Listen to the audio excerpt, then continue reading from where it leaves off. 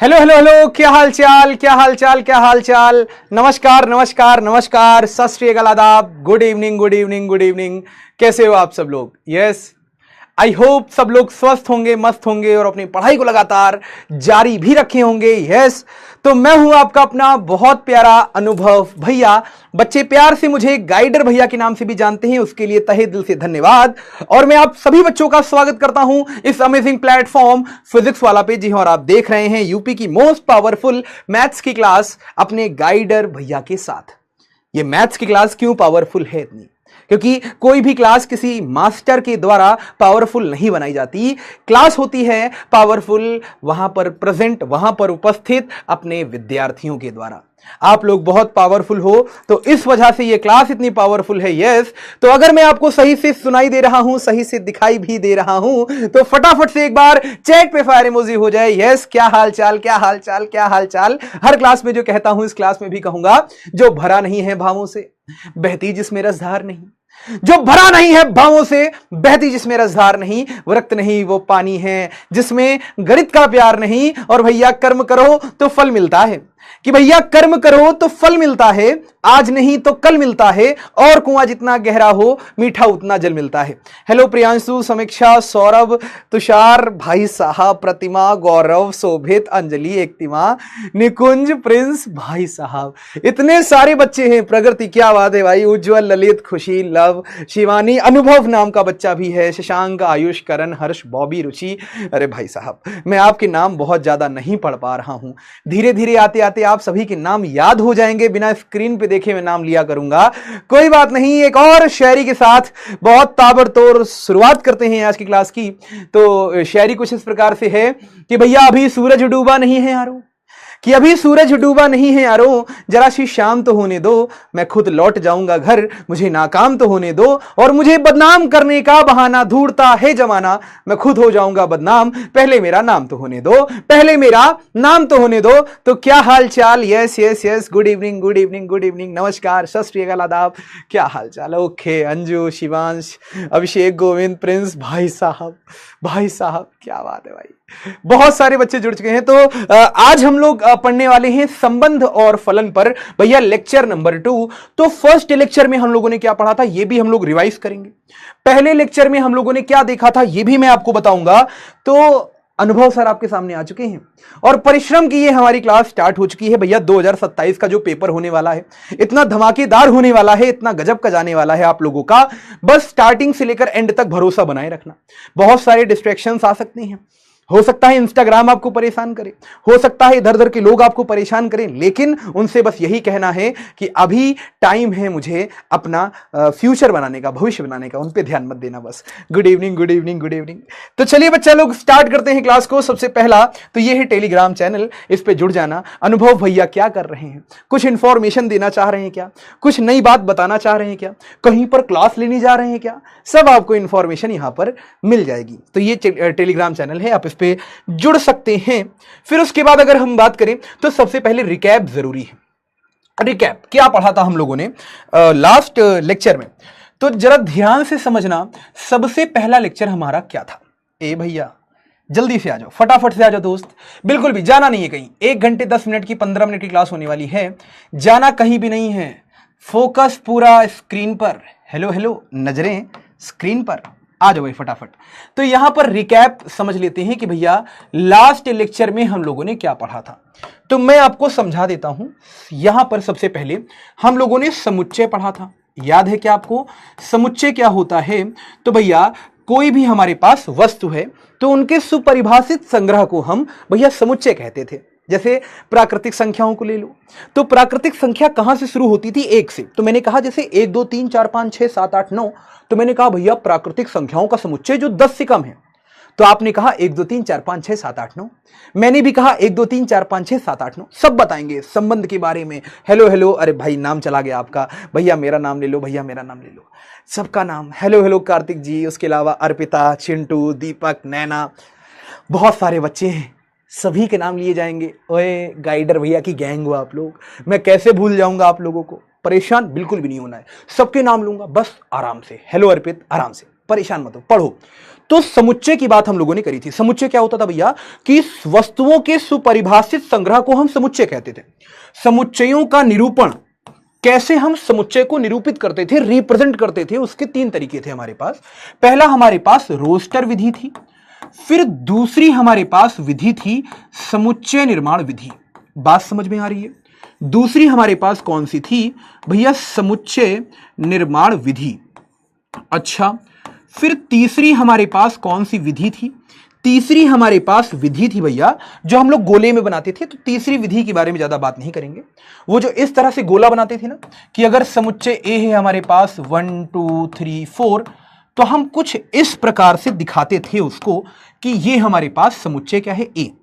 तो ए समुच्चय में कौन कौन से अवयव हैं भैया? 1 भी बैठा है, 2 भी बैठा है, 3 भी बैठा है, 4 भी बैठा है। तो ये समुच्चय ए है जिसमें 1 2 3 4 उपस्थित है। फिर मैंने आपको क्या समझाया था? फिर मैंने आपको समझाया था कि भैया कार्तीय गुणन क्या होता है। तो कार्तीय गुणन का यहां पर यह अर्थ है कि भैया यहां पर मान लो एक हमारे पास ए समुच्चय है, एक हमारे पास बी समुच्चय है। तो कार्तीय गुणन इस प्रकार से हो सकता है कि ए क्रॉस बी, या फिर भैया बी क्रॉस ए, या फिर भैया ए क्रॉस ए, या फिर हो सकता है कि बी क्रॉस बी। आपसे कुछ भी यहां पर पूछ लिया जाएगा तो आप समझ गए होंगे कि भैया 2 समुच्चयों का हमें कार्तीय गुणन कराना है, बस बात खत्म। अच्छा, फिर इसके आगे चले।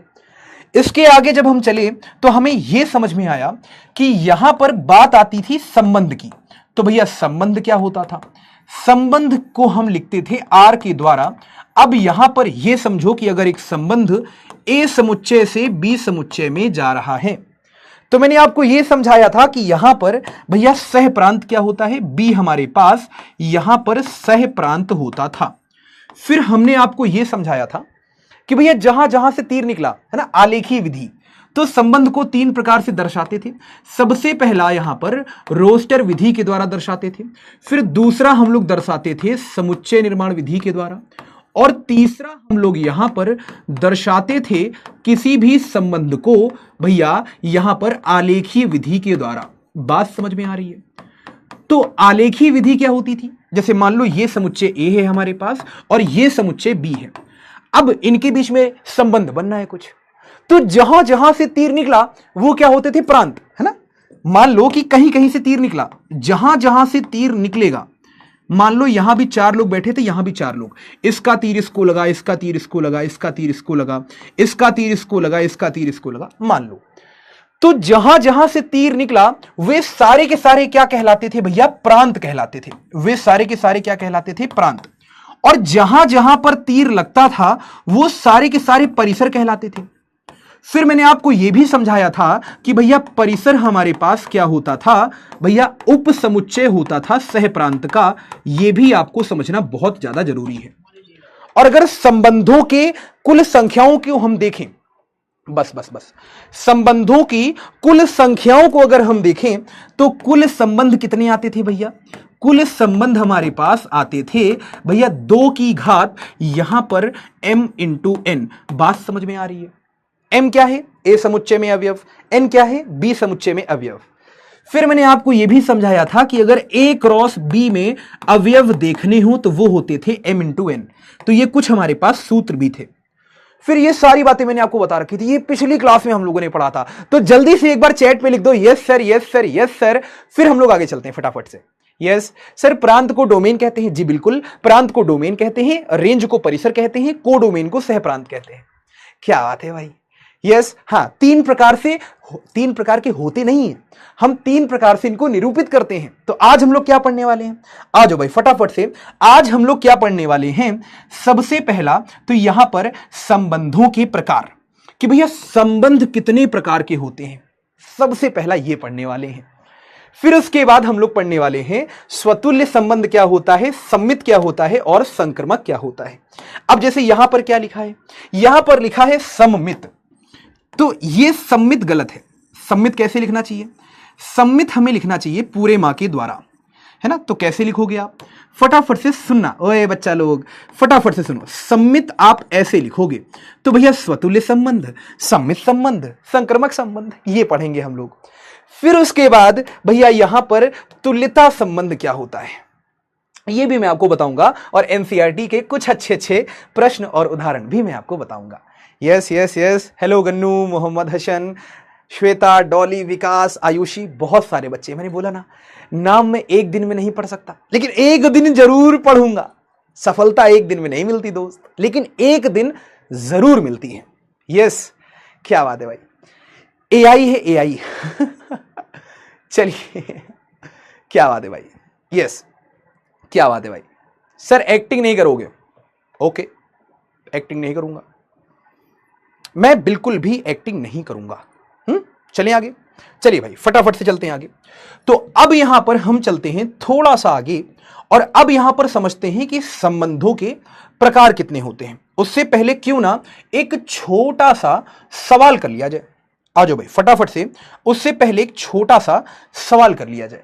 यह सवाल इतना इंपॉर्टेंट है कि भैया एनसीईआरटी में तो है ही ये सवाल, उसके साथ साथ 2022 में भी है, 23 में भी है, 24 में भी है, 25 में भी है। तो सवाल कुछ इस प्रकार का है कि यदि दो परिमित यहां पर समुच्चय हैं, परिमित का मतलब जिनमें संख्याएं सीमित हैं, ऐसे समुच्चय जिनमें अवयवों की संख्याएं सीमित होती हैं। तो एक ए समुच्चय है, एक बी समुच्चय है। अब ए समुच्चय में हमारे पास m अवयव हैं, बी समुच्चय में हमारे पास n अवयव हैं। तो ए से बी में कुल संबंधों की संख्या क्या होगी? हमारे पास 4 ऑप्शन है भैया। तो 60 सेकंड का मैं आपको समय दे रहा हूं, जल्दी से मुझे बताओ। यह सवाल इतना आवश्यक है कि भैया आ चुका है 4 वर्षों में, हाँ 2026 में भी आया था, और यह कहते हुए मैं बिल्कुल भी संकोच नहीं करूंगा कि यह बड़ा गजब का प्रश्न है, और यह 2027 में भी आ सकता है। शुरुआत यहीं से होती है।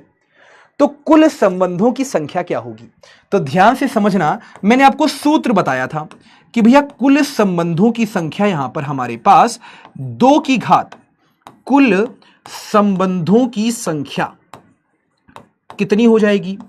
यहां पर हमारे पास 2 की घात कुल संबंधों की संख्या हमारे पास 2 की घात m इंटू n हो जाएगी। काम खत्म, है ना? तो कौन सा ऑप्शन सही है भैया? हमारे पास सेकंड ऑप्शन सही है, 2 की घात m गुणे n, है ना? बी ऑप्शन सही होगा। चलिए, कितने बच्चों ने यहां पर आंसर किया है फटाफट से देखते हैं। तो भैया बी ऑप्शन हमारे पास सही है। तो ऐसे कुछ प्रश्न आपको स्टार्टिंग से भैया पकड़ कर चलने हैं, जिससे बहुत सारे कॉन्सेप्ट ऐसे हैं, क्वेश्चंस ऐसे हैं कि जो आप देखोगे तुरंत आपसे बन जाएंगे। बात समझ में आ गई? तो ये सारी बातें जो हम लोगों ने पहले लेक्चर में की थी वो मैंने आपको बताया। कुछ अच्छे प्रश्न हैं जो मैं आपको यहां पर करवाऊंगा, परेशान बिल्कुल भी मत हो। तो 2 की घात यहां पर m गुणे n हमारे पास सही आंसर होगा। तो भैया बी वाला सही आंसर होगा। कितने बच्चों ने किया है? 72%, 72% लोगों ने। तो यहां पर गौरव सरकार, आयुष दुबे, निक्कू, जय शर्मा, निहाल, सत्यम, दिव्यांश, श्रद्धा, आयुष, हर्ष, देव। क्या बात है भाई। तो अब चलते हैं हम लोग भैया संबंधों के प्रकार में। संबंध कितने प्रकार के होते हैं? अगर आप ध्यान से देखें तो संबंध हमारे पास बहुत प्रकार के होते हैं। बच्चे क्या समझते हैं? बच्चे समझते हैं कि हमारे पास संबंध केवल 3 प्रकार के होते हैं, स्वतुल्य, सम्मित और संक्रमक, जो गलत है। हमारे पास संबंध बहुत प्रकार के होते हैं। सबसे पहला संबंध हमारे पास रिक्त संबंध। क्या होता है रिक्त संबंध? ये मैं आपको भैया गणितीय उदाहरण के माध्यम से भी समझाऊंगा, जो गणित में उदाहरण उपयोग में आते हैं, या उसके साथ साथ जो भैया हमारे दैनिक बोलचाल की भाषा में अच्छे अच्छे उदाहरण हैं वो भी मैं आपको समझाऊंगा। हेलो निर्णय जी, क्या हाल चाल है ना? हाँ, तो अब यहां पर ध्यान से समझो। सबसे पहला संबंध का जो प्रकार है वो है रिक्त संबंध। रिक्त संबंध के बाद यहां पर हमारे पास दूसरा है सार्वत्रिक संबंध, तीसरा है तत्समक संबंध, चौथा है प्रतिलोम संबंध, फिर यहां पर पांचवा है स्वतुल्य, फिर सम्मित और फिर संक्रमक। बात समझ में आ गई?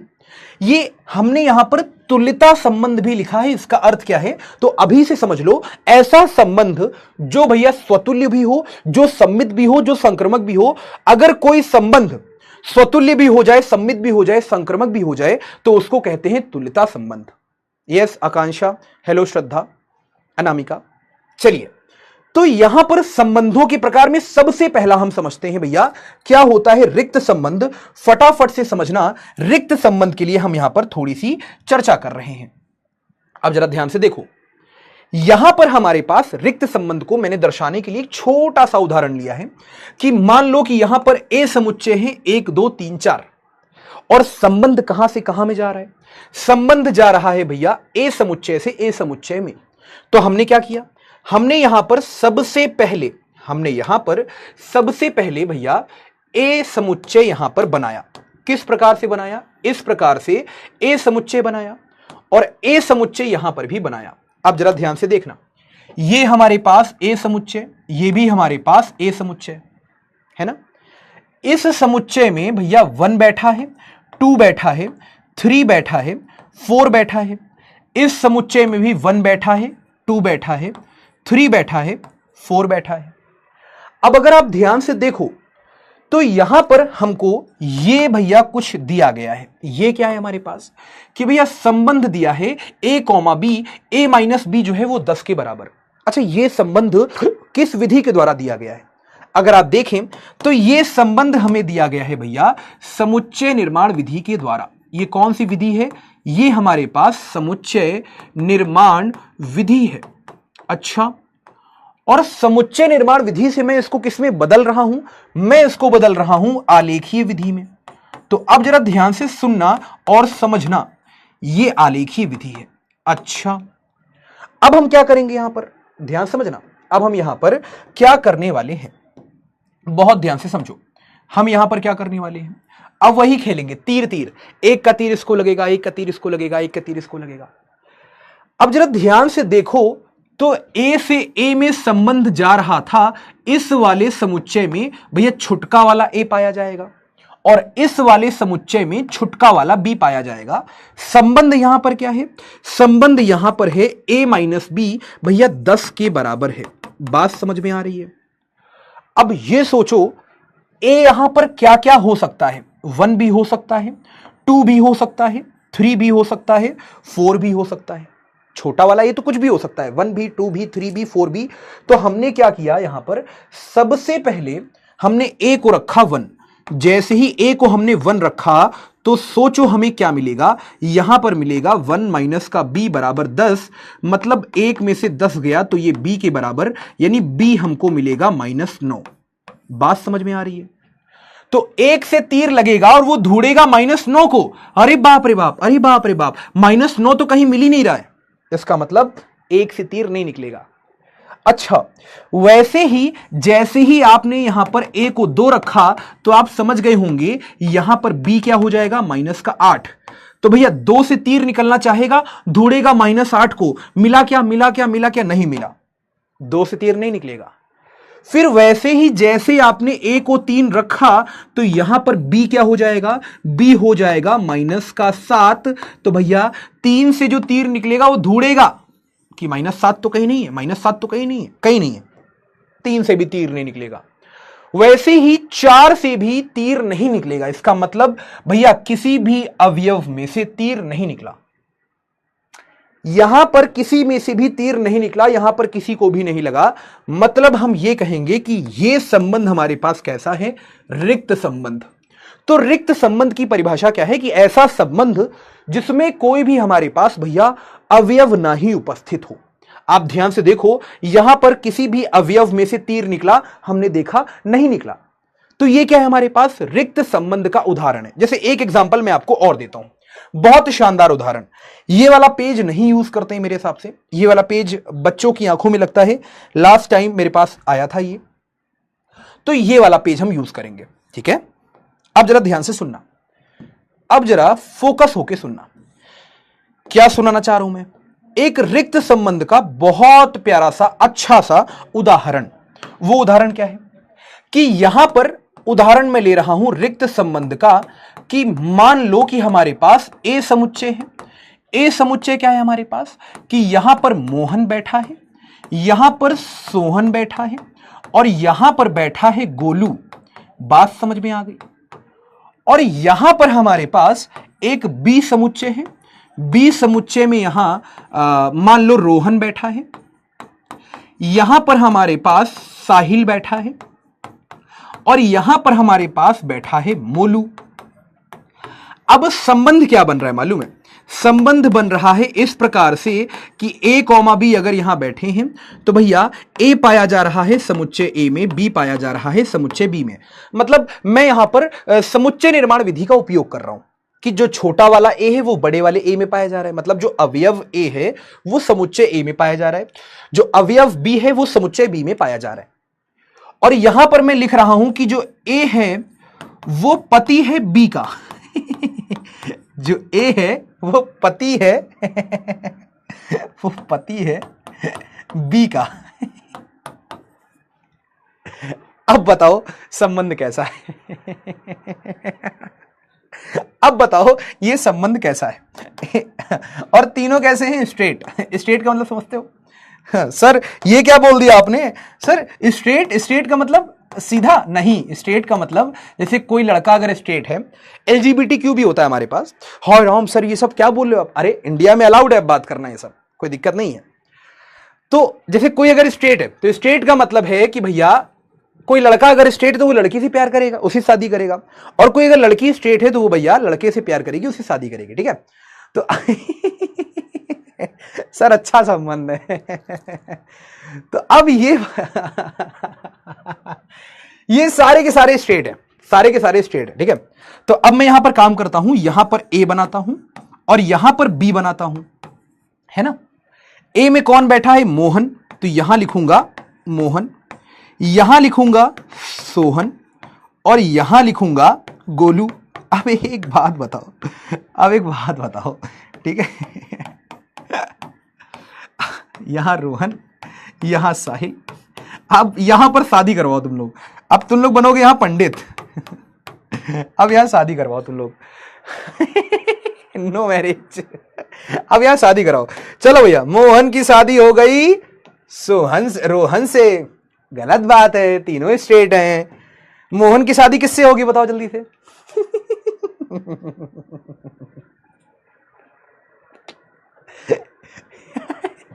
लव यू बच्चा, लव यू सोनू। यह है भगवान, ये सब क्या देखना पड़ रहा है? अच्छा हुआ मैं बहरा हूं, हैं? पंडित कौन है? तुम ही लोग तो पंडित। मंडप कहां है सर? अभी यहीं आगे लगा के यही मंडप करवा देते हैं, हैं? ये सब बॉय हैं, शादी नहीं होगी। अच्छा, नाजायज संबंध। रे क्या बोल रहे हो? पागल हो गया? हमारी नौकरी से निकलवाओगे हमको?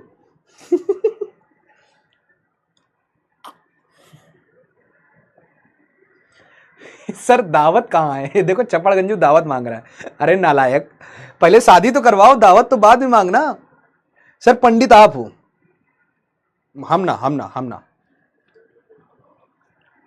सर क्या पी रहे हैं? चाय।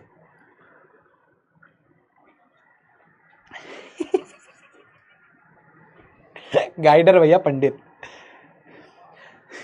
अरे बस एक ने तो कर दिया स्वाहा, शादी संपन्न हुई। अरे चपड़गंजू, अरे यार ना मोहन किसी से शादी कर पाएगा, मोहन किसी शादी नहीं कर पाएगा, ना यहां पर सोहन किसी से शादी कर पाएगा, ना यहां पर गोलू किसी से शादी कर पाएगा। बात समझ में आ रही है? तो ये बहुत बढ़िया उदाहरण है कि हमारे पास रिक्त संबंध क्या है। रिक्त संबंध का मतलब ये है हो गया बस। तो रिक्त हम बाराती हैं। हो गया भैया, हो गया। सर गोलू की सोनू से करा दो अरे क्या गोलू की मोलू से करा दो? भग पागल है क्या? तीनों स्ट्रेट हैं, हाँ सीधे। तो अब यहां पर आप ये समझो, है ना? सर स्ट्रेट किसे कहते हैं? अबे तुम्हारे पास गूगल है, जाके सर्च कर लेना, ठीक है? हमसे ना पूछो यहां, ठीक है? बस अब समझो यहां पर कि जो ए है वो पति है बी का। तो ये सबसे बढ़िया उदाहरण है कि भैया ये हमारे पास रिक्त संबंध है। बात समझ में आ गई? ऐसे ही सार्वत्रिक का भी समझाऊंगा। तो रिक्त संबंध आप समझ गए होंगे। हम रिक्त संबंध को यहां पर फाई के द्वारा दर्शाते हैं।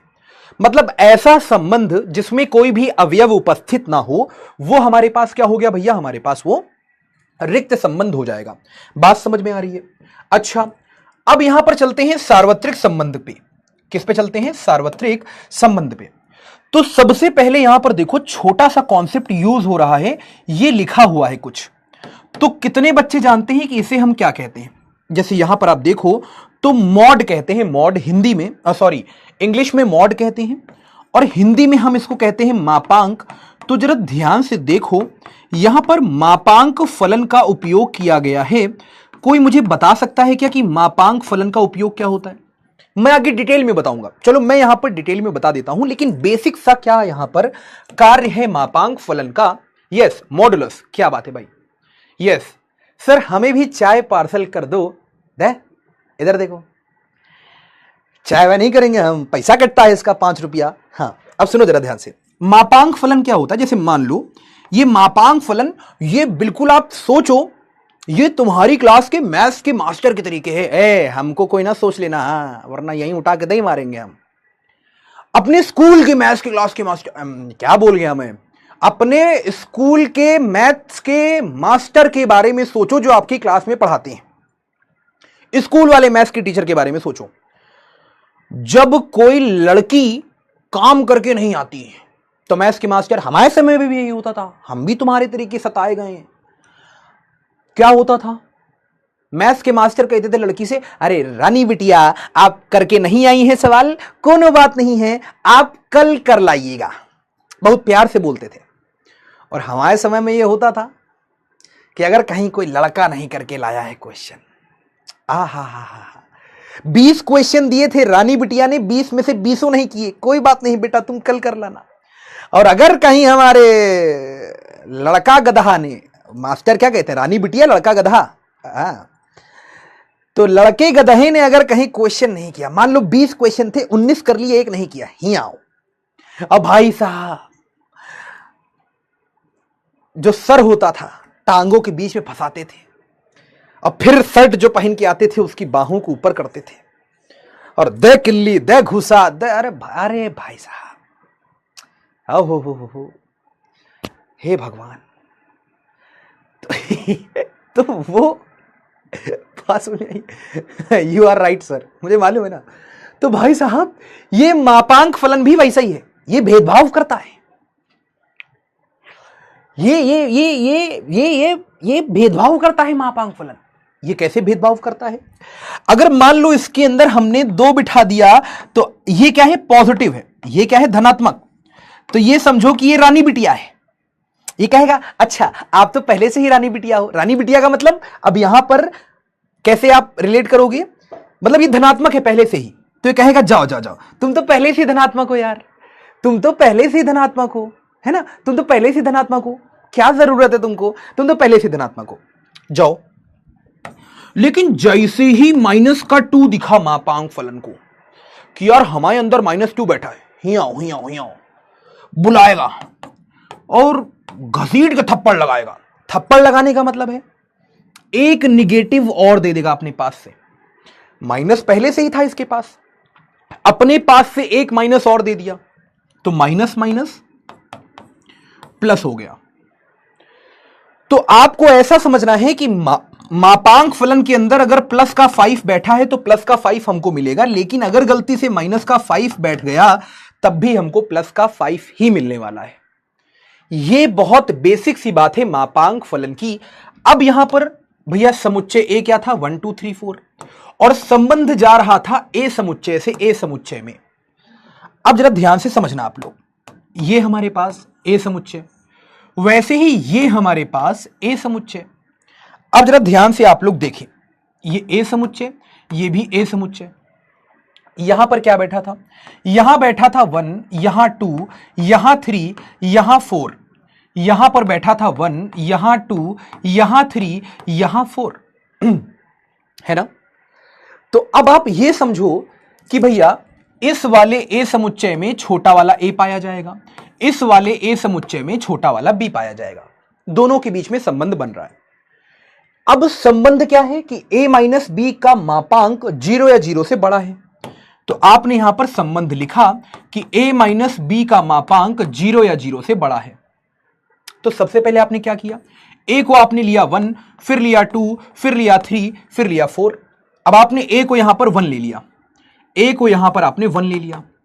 अब भाई साहब जैसे ही a को आपने 1 लिया तो अब आप b को कुछ भी ले लो, b को आप 1 भी ले सकते हो, b को आप 2 भी ले सकते हो, b को आप 3 भी ले सकते हो, b को आप 4 भी ले सकते हो। इसके पीछे का रीजन क्या है सोचो, जब आपने a को 1 लिया तो यहां पर क्या होगा 1। अब मान लो b को भी 1 ले लिया तो 1 - 1 का मतलब है मॉड में आया 0, मॉड में 0 का मतलब है 0। अब देखो, बाईं तरफ आ रहा है जीरो, दाईं तरफ बैठा है जीरो, यहां ये चिन्ह लगा है, तो इस चिन्ह का मतलब होता है कि भैया जीरो यहां पर जीरो से बड़ा है क्या? गलत। लेकिन जीरो यहां पर जीरो के बराबर तो है। तो दो बातों में कोई एक बात भी सत्य हो गई तो हम कहेंगे ये पूरी बात सत्य है। मतलब जीरो यहां पर जीरो के बराबर है, ये बात सत्य है, मतलब ये पूरी बात सत्य है। अगर ये पूरी बात सत्य है तो भैया एक यहां पर एक को तीर मार देगा, मतलब जब ए 1 होगा तो बी यहां पर 1 हो सकता है। अच्छा, मान लो जब ए यहां पर 1 था तो बी को यहां पर 2 ले लिया गया, तो 1 - 2 क्या होता है? माइनस का 1। लेकिन भैया मापांक फलन के अंदर -1 तो बाहर आएगा तो +1। क्या एक यहां पर जीरो से बड़ा होता है क्या? तो बराबर तो नहीं होता लेकिन बड़ा जरूर होता है। तो एक बात सत्य होगी, मतलब ये पूरी बात सत्य है। तो एक का तीर 2 को लगेगा, वैसे ही एक का तीर 3 को, एक का तीर 4 को। आप कुछ भी बिठा लो, ए की जगह 1 बिठाया था आपने, बी की जगह 1 बिठा लो, 2 बिठा लो, 3 बिठा लो, 4 बिठा लो, कुछ भी बिठा लो आप। अच्छा, अब वैसे ही बारी आई किसकी? बारी आई भैया 2 की। 2 को बिठाओगे, जब आपने ए को 2 लिया तो बी को आप कुछ भी ले सकते हो, 1 ले लो, 2 ले लो, 3 ले लो, 4 ले लो। तो यहां पर ये, यहां पर ये, यहां पर ये, यहां पर ये, और 3 ले लो, यहां पर ये, यहां पर ये, यहां पर ये, यहां पर ये। 4 भी आप ले लो, ये कुछ भी ले लो आप। तो आपने ये देखा कि भैया एक वाला जो अवयव था वो चारों को तीर मार रहा है, 2 वाला जो अवयव है वो चारों को तीर मार रहा है, 3 वाला चारों को, 4 वाला चारों को। यार ये संबंध तो है, लेकिन यार ये A क्रॉस A भी तो है। मतलब ये पूरा संबंध क्या बन चुका है? A क्रॉस A के बराबर। तो जब सारे के सारे अवयव सबको तीर मार दें, जैसे ये 1 जो है चारों को तीर मार रहा है, 2 चारों को मार रहा है, 3 चारों को, 4 चारों को, तो जब कुछ इस प्रकार से स्थिति आए तो हम कहते हैं वो हमारे पास सार्वत्रिक संबंध है। मतलब अगर संबंध A से A में जा रहा था और संबंध हो गया A क्रॉस A के बराबर, तो हम कहते हैं कि वो हमारे पास सार्वत्रिक संबंध है। ये बहुत बेसिक सी बात है जो आपको समझनी है। अब इसका दूसरा एग्जाम्पल, जैसे उदाहरण समझो आप। उदाहरण यहां पर हमारे पास A समुच्चय था जिसमें बैठे थे सलमान, जिसमें बैठे थे शाहरुख और जिसमें बैठे थे अक्षय कुमार। ठीक, अब यहां पर हमारे पास जो B समुच्चय है उसमें बैठी थी भैया सबसे पहले कटरीना, है ना, फिर बैठी थी करीना कपूर। हाय हाय, लड़के खुश हो गए। कैटरीना, करीना। सर जी मलाइका लिख दो। मलाइका नहीं लिखेंगे, कुछ और लिखेंगे हम। यहां पर क्या लिखेंगे हम? ऐश्वर्या कैसे भूल जाओगे, है दीपिका कैसे भूल जाओगे, ये हमने लिख दिया। ठीक है, अब यहां पर यह संबंध हमने बनाया कि भैया A, B यहां बैठे हैं। A, B का मतलब है A जो है वो समुच्चय A में पाया जा रहा है, B यहां पर समुच्चय B में पाया जा रहा है। A प्यार करता है B से, A प्यार करता है B से। तो भैया आप समझ गए होंगे, आप यहां पर समझ गए होंगे कि ये एक समुच्चय और फिर हमारे पास ये एक समुच्चय, ये A समुच्चय, ये B समुच्चय। यहां बैठे हैं सलमान, यहां बैठे हैं शाहरुख, यहां बैठे हैं अक्षय, यहां हमारे पास कटरीना, यहां हमारे पास करीना, यहां हमारे पास ऐश्वर्या, यहां हमारे पास दीपिका। अब भैया यहां पर सलमान किससे प्यार करते हैं? सबसे। ऐसा भाई भली बात है। वो कहते नहीं जैसे लड़कियां लोग होती हैं कि हमको सुंदर लड़का चाहिए, रील हम देखे थे कि हमको सुंदर लड़का चाहिए हैं, और हमको लंबा लड़का चाहिए, हमको अच्छा कमाने वाला लड़का चाहिए। लड़कियों लोगों की ये पसंद होती है, और लड़कों की ये होती है कि हमको बस भैया लड़की चाहिए और जिंदा होनी चाहिए। ये हमने देखा था कहां पर? रील में। तो अब ये समझो सलमान किससे प्यार करते हैं? सबसे। सलमान कटरीना से भी प्यार करेंगे, करीना से भी प्यार करेंगे, ऐश्वर्या से भी, दीपिका से भी। अब नहीं कर पाएंगे ऐश्वर्या से, पूछो काहे? अगर सलमान ने, ये पहले की बात कर रहे हैं, आज से 10-15 साल पहले, अगर सलमान ने ऐश्वर्या से अब प्यार कर लिया तो अमिताभ बच्चन क्या कहेंगे? हाय धोखा दे रही है, हाय। तो अमिताभ बच्चन बीच में आ जाएंगे। तो ये पहले की बातें हो रही है। मतलब आप ये समझो कि यहां पर सलमान सबसे प्यार कर रहे हैं, वैसे ही शाहरुख खान भी सबसे प्यार कर रहे हैं, कटरीना, करीना, ऐश्वर्या, दीपिका। अक्षय कुमार भी कटरीना, करीना, ऐश्वर्या, दीपिका सबसे प्यार कर रहे हैं। तो यहां पर ये पूरा जो संबंध है वो भैया A क्रॉस B के बराबर आ चुका है, अर्थात ये हमारे पास कैसा संबंध है, ये हमारे पास सार्वत्रिक संबंध है। क्या बात समझ में आ गई? ये हमारे पास सार्वत्रिक संबंध है। बात तो सही है। हाँ, ये देखिए वो रील हमने ही पोस्ट करी थी, ये बात सुंदरम, तभी तुम कक्षा 12वीं में 12 बार फेल हुए हो। इतना सच नहीं बोलना था सर, कोई बात नहीं, चलें आगे, चलें आगे। क्लिप काट दो, क्लिप मत काटना, हमारा पता चले पोस्ट कर दो, हमको टैग कर दो, ऐसा नहीं करना है। यस, तो ये सारी बातें आपको मैंने समझाई। तो अब आपको ये समझना है, देखो एनसीईआरटी में लिखा हुआ है, एनसीईआरटी में बहुत बेसिक सी बात लिखी है कि यहां पर जो हमारे पास फाई होता है, फाई का मतलब भैया रिक्त संबंध, वो सबसे लघुत्तम संबंध होता है। और हमारे पास अगर A क्रॉस A है तो वो हमारे पास महत्तम संबंध होता है। ये कब की बात कर रहे हैं? जब एक संबंध A समुच्चय से A समुच्चय में जा रहा होता है तो उसमें सबसे छोटा संबंध क्या होता है? फाई। फाई का मतलब है भैया रिक्त संबंध। बात समझ में आ गई? रिक्त संबंध का मतलब है मतलब खाली, जैसे अभी मैंने आपको एग्जांपल दिया। तो सबसे छोटा संबंध होता है फाई और सबसे अधिक वाला संबंध होता है A क्रॉस A। बात समझ में आ गई? तो ये दोनों तुच्छ कहलाते हैं, तुच्छ, ट्रिवियल रिलेशन कहलाते हैं। ये एनसीईआरटी में लिखा हुआ है, आप जब पढ़ोगे तो आपको ये बात समझ में आएगी कि भैया दो संबंध हमारे पास, जो फाई है मतलब रिक्त संबंध, और जो सार्वत्रिक संबंध है, जो हमारे पास क्या है, सार्वत्रिक संबंध, ये दोनों किसके अंतर्गत आते हैं भैया? तुच्छ संबंध के अंदर। मतलब सबसे छोटा संबंध फाई, सबसे ज्यादा वाला संबंध यहां पर A क्रॉस A। अच्छा, अब जरा ध्यान से देखो तो तत्समक संबंध आता है। तो तत्समक संबंध मैं अभी नहीं बताऊंगा, जब मैं स्वतुल्य पढ़ा दूंगा तब बताऊंगा, है ना? बात समझ में आ रही है? हैंड रिटन नोट्स भी जल्दी आएंगे, परेशान मत हो। तो अब यहां पर चलते हैं प्रतिलोम संबंध में। देखो प्रतिलोम संबंध बहुत इजी है, बहुत इजी है। संबंध यहां पर क्या कहता है, देखो बहुत इजी है, बहुत ध्यान से समझना कि भैया प्रतिलोम संबंध क्या होता है। आप छोटा सा उदाहरण लो कि जैसे हमारे पास एक समुच्चय है A, डाउट अभी देख रहा हूं, परेशान मत हो। एक समुच्चय है A 1 2 3 और एक समुच्चय है B 5 6 7। आप चाहो तो यहां बना भी सकते हो कि ये हमारे पास समुच्चय A है और ये हमारे पास समुच्चय B है। बात समझ में आ गई? A समुच्चय में कौन कौन से अवयव हैं भैया? 1 है, फिर यहां पर 2 है, फिर यहां पर 3 है।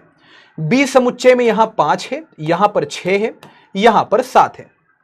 तो हमने माना कि भैया A से B में भैया कोई संबंध जा रहा है, और किस प्रकार से, देखो रोस्टर रूप में यहां पर लिखा हुआ है, रोस्टर रूप में यहां पर संबंध लिखा है। तो संबंध क्या है? 1,5, मतलब एक किसको तीर मार रहा होगा? 5 को। फिर लिखा है 2,5, मतलब 2 किसको तीर मार रहा होगा? 5 को। और फिर लिखा है 2,7, तो 2 किसको तीर मार रहा होगा? 7 को। डोमेन क्या हो गया? 1 2, और यहां पर डोमेन मतलब प्रांत, प्रांत हो गया 1 और 2, परिसर हो गया 5 और 7। जिस समुच्चय में संबंध जाता है वो हमारे पास सहप्रांत। ये सब बातें हमको पता है। हाँ, नया क्या सीख रहे थे? नया सीख रहे थे प्रतिलोम संबंध। तो अगर R हमारे पास क्या है, ध्यान से समझो। R हमारे पास है 1,5, एक ने 5 को तीर मारा, 2,5, 2 ने 5 को तीर मारा, 2,7, 2 ने 7 को तीर मारा। तो इसका प्रतिलोम क्या होगा? अब ध्यान से समझो, R है हमारे पास संबंध, तो इसका प्रतिलोम संबंध क्या है? इनवर्स। इनवर्स रिलेशन क्या है? तो हम लिखते हैं R की घात -1। ऐसे हम प्रदर्शित करते हैं, इसको हम R की घात -1 से प्रदर्शित करते हैं। तो R इनवर्स क्या हो जाएगा? अब ध्यान से सुनना, R इनवर्स क्या होगा? यहां पर 1,5 है, तो 1,5 का उल्टा 5,1। पलट दो, 1,5 लिखा था, 5,1 कर दो। 2,5 लिखा था, 5,2 कर दो। बस पलटना है आपको। मतलब जैसे x, y लिखा होता तो आप लिखते y, x। मान लो लिखा होता 2,3 तो आप लिखते 3,2। बस पलटना है आपको। तो यहां पर 2,5 की जगह 5,2, 2,7 था तो यहां पर क्या हो जाएगा? 7,2। अच्छा, समझने वाली बात क्या है इसमें, सुनना ध्यान से, आप यहां पर ध्यान से समझो। तो R हमारे पास क्या था? R हमारे पास था 1,5, 2,5, 2,7। अच्छा, तो R इनवर्स क्या था? ध्यान समझना, R इनवर्स क्या था? आर इनवर्स हमारे पास हो चुका था 5,1, फिर यहां पर 5,2, फिर यहां पर 7,2, ये हो चुका था। अच्छा एक बात बताओ, यहां पर प्रथम प्रथम वाले घटक क्या बन जाते थे? प्रांत। तो जरा मुझे आर का प्रांत बताओ। तो आर का प्रांत क्या हो जाएगा हमारे पास? सिंपल, 1 हो जाएगा, 2 हो जाएगा। तो आर का प्रांत क्या हुआ? 2। जो बच्चे भूल चुके हैं मैं उनको बता दूं कि भैया किसी भी संबंध में अगर वो रोस्टर रूप में लिखा है तो वहां पर प्रांत क्या होते हैं? प्रथम प्रथम वाले घटक जो होते हैं, जैसे यहां पर 1 हो गया, 2 हो गया, ये प्रांत में शामिल होंगे। और जो द्वितीय द्वितीय वाले घटक हैं, जैसे यहां पर 5 हो गया, 7 हो गया, तो ये किस में शामिल होंगे? ये परिसर में शामिल होंगे। बात समझ में आ गई? तो परिसर क्या हो गया इसका? परिसर हो गया 5 और 7। अच्छा अब जरा ध्यान से समझो, वैसे ही ये संबंध है हमारे पास एक, तो इस संबंध का भैया प्रांत क्या है? प्रथम प्रथम वाले घटक। तो आर इनवर्स का प्रांत क्या होगा? प्रथम प्रथम वाले घटक, यानी 5 हो गया और 7 हो गया। किसी भी अवयव की पुनरावृत्ति नहीं करनी है, किसी भी अवयव को दोबारा दोबारा नहीं लिखना है, यह समुच्चय का नियम कहता है। और परिसर यहां पर क्या हो गया? तो परिसर हो गया है आर इनवर्स का हमारे पास दूसरे दूसरे वाले अवयव, यानी कि 1,2। अच्छा तो कितने बच्चे यहां पर यह समझ गए कि यार बड़ी गजब की चीज हमको देखने को मिली। गजब की चीज क्या है यार? जो प्रांत है आर का वो परिसर है आर इनवर्स का।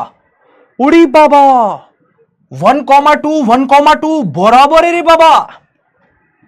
जो प्रांत है आर का वो परिसर है आर इनवर्स का, और जो भैया परिसर है आर का वो प्रांत है आर इनवर्स का। उड़ी बाबा, अब समझे हम बाबा गड़बड़। तो जो आर का प्रांत होगा वो आर इनवर्स का परिसर, और जो आर का परिसर होगा वो आर इनवर्स का प्रांत। बात समझ में आ गई? ये वेरी इंपॉर्टेंट है, आपको समझना पड़ेगा ये, इसीलिए मैं इसको महत्वपूर्ण बातों में लिखता हूं कि जो आर का प्रांत है वो आर इनवर्स का परिसर, और जो यहां पर आर का परिसर है वो आर इनवर्स का प्रांत। अच्छा और यह भी समझ लो लगे हाथ कि अगर आर हमारे पास ए समुच्चय से बी समुच्चय में जा रहा था तो भैया आर इनवर्स यानी कि प्रतिलोम संबंध कहां से कहां में जाएगा? बी समुच्चय से ए समुच्चय में जाएगा। यह भी काफी महत्वपूर्ण है। बात समझ में आ गई? तो प्रतिलोम संबंध भी सीख लिया। तो अब भैया बारी किसकी है? अच्छा जैसे ये देखो पीवाईक्यू में पूछा गया है। अब देखो ये पीवाईक्यू में पूछा जा चुका है क्या कि मान लो आर हमारे पास एक संबंध है, तो वो संबंध क्या है कि भैया से छोटा है। अब मान लो हमारे पास एक कोई संबंध है आर जिसमें ए और बी के बीच में संबंध क्या है कि भैया से छोटा है, तो आर इनवर्स अगर देखोगे तो आर इनवर्स क्या हो जाएगा? से बड़ा है। अबे जस्ट उल्टा, नहीं समझे? एक आर संबंध है हमारे पास, इसमें क्या है हमारे पास कि भैया संबंध ये दर्शा रहा है कि ए जो है मान लो वो बी से छोटा है, तो आर इनवर्स क्या दर्शाएगा कि भैया यहां पर बी जो है वो ए से बड़ा है। ए की जगह बी आ जाएगा, बी की जगह ए, अभी छोटा था फिर बड़ा, मतलब ये धीरे धीरे समझ में आएगा आपको। तो पीवाईक्यू में ऐसे भी प्रश्न पूछे गए हैं कि एक आर संबंध है वो दर्शा रहा है से छोटा, तो आर इनवर्स क्या दर्शाएगा? उल्टा, से बड़ा। बात समझ में आ गई?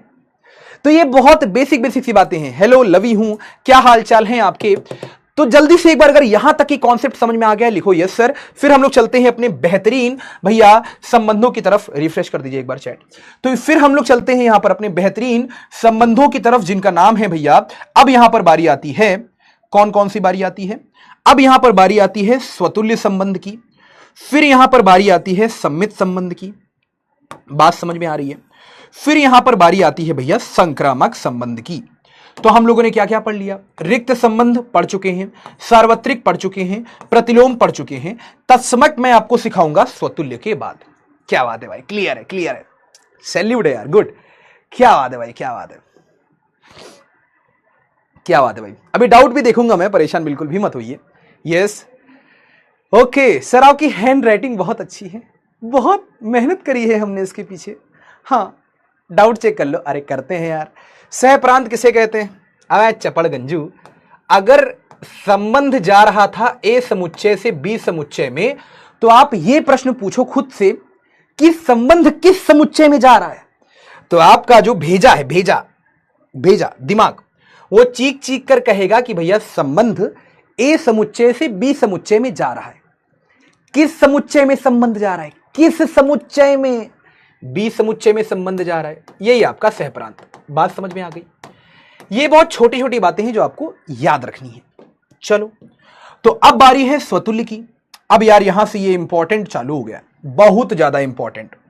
स्वतुल्य, सम्मित और संक्रमक बहुत ज्यादा इंपॉर्टेंट है। अगर कोई आपसे ये कहे तो कह देना है चुप, गाइडर भैया ने तुमको ऐसे समझाया था। अब इसके लिए मुझे आपकी चैट को करना पड़ेगा बंद। हाँ, अब इसके लिए मुझे आपकी चैट को करना पड़ेगा बंद। माफी चाहूंगा, लेकिन आपके लिए ही जरूरी है। चैट वैसे मैं बंद नहीं करता, लेकिन आपके लिए जरूरी है। आओ समझो। देखो, स्वतुल्य संबंध का मतलब क्या है। स्वतुल्य संबंध का यह मतलब है कि मान लो कि एक समुच्चय था हमारे पास 1 2 3 और यहां पर संबंध जा रहा था ए से ए में। तो स्वतुल्य का मतलब यह है कि खुद का संबंध खुद से होना चाहिए। स्वतुल्य संबंध का मतलब क्या होता है, खुद का संबंध खुद से जरूर होना चाहिए, खुद का खुद से संबंध। अब ये आप कैसे समझोगे, तो मैं आपको यहां पर समझाता हूं। जैसे आप यहां पर देखो कि हमारे पास मान लो ए समुच्चय था, ए समुच्चय में बैठा हुआ था 1 2 3। तो भैया अगर संबंध जा रहा है ए समुच्चय से ए समुच्चय में, तो संबंध में क्या होना आवश्यक है जिससे यह संबंध स्वतुल्य हो जाए। तो आप कहोगे कि भैया यहां 1 बैठा था, संबंध में 1,1 होना ही चाहिए। अब ये आप कैसे निर्धारित करोगे कि यह स्वतुल्य है कि नहीं, तो आप देखोगे वो समुच्चय जिस पर संबंध बनाया जा रहा है। तो संबंध किस पे बनाया जा रहा है, ए समुच्चय से ए समुच्चय में। तो आप यहां पर देखोगे कि भैया 1 यहां पर बैठा है। अगर 1 यहां बैठा है तो यहां 1,1 होना चाहिए, खुद का खुद से संबंध। दूसरी भाषा में अगर मैं कहूं तो मैं यही कहूंगा कि मान लो कि ये हमारे पास ए समुच्चय और यहां पर ये भी हमारे पास ए समुच्चय। इस ए समुच्चय में बैठा है 1, फिर यहां पर 2, फिर यहां पर 3। इस समुच्चय में बैठा है 1, फिर यहां पर 2, फिर यहां पर 3। ये भी ए समुच्चय, ये भी ए समुच्चय। अच्छा, अब जरा ध्यान से देखो, तो ए समुच्चय से ए समुच्चय में संबंध जा रहा है। तो खुद का खुद से संबंध का क्या मतलब, एक यहां पर एक को तीर मारे, हां खुद को तीर मारे, खुद को समझ रहे हो, खुद को तीर मारे। 2 भी यहां पर खुद को तीर मारे, 3 भी यहां पर खुद को तीर मारे। मतलब अगर यहां पर 1 बैठा था तो यहां 1,1 होना ही चाहिए। यहां 2 बैठा था तो यहां 2,2 होना ही चाहिए। यहां 3 बैठा था तो यहां 3,3 होना ही चाहिए। एक बच्चे के दिमाग में आया कि सर, एक मिनट सर, क्या यह स्वतुल्य है? मैं कहूंगा जी बिल्कुल ये स्वतुल्य है। अब मान लो एक बच्चे ने कहा कि सर मान लो हम यहां पर 1,1 लिखते, 2,2 लिखते और यहां पर हम 3,3 ना लिखते, मान लो हम लिखते 1,2, तो सर क्या यह स्वतुल्य होता? तो मैं उससे कहता बच्चा देखो, यहां पर 1 बैठा हुआ था, यहां पर 1 बैठा था, यहां पर 1,1 है, गुड। यहां 2 बैठा था, यहां 2,2 है, गुड। यहां 3 बैठा था, यहां 3,3 नहीं है कहीं। इसका मतलब यह स्वतुल्य नहीं है। आप समझ गए शर्त क्या होनी चाहिए भाई, यह स्वतुल्य नहीं है। हम क्या लिखेंगे, यह स्वतुल्य नहीं है। रीजन क्या है, रीजन क्या है? रीजन यह है कि भैया यहां पर 3,3 संबंध में नहीं पाया जा रहा है। फिर एक बच्चे ने कहा सर ठीक है, हमने तीनों बिठा दिए। एक बच्चे ने कहा सर ठीक है, हमने 1,1 भी बिठा दिया। गुस्से में आ गया बच्चा, उसने कहा सर हमने 1,1 भी बिठा दिया, हमने 2,2 भी बिठा दिया, हमने 3,3 भी बिठा दिया। सर यहां पर अगर हम 1,2 एक्स्ट्रा बिठा दें तब क्या यह स्वतुल्य है? तो मैं कहूंगा जी हां यह स्वतुल्य है। बेसिक कंडीशन क्या होनी चाहिए? बेसिक कंडीशन यह होनी चाहिए कि यहां 1 बैठा था तो यहां 1,1 है, गुड। यहां 2 बैठा था, यहां 2,2 है, गुड। यहां 3 बैठा था, यहां 3,3 है, गुड। उसके बाद चाहे जो बैठ जाए, 1,2 बैठ जाए, 2,1, 3,4 या मतलब 3,1, 3, कुछ भी बैठ जाए, हमें मतलब नहीं है। हमें मतलब है किससे?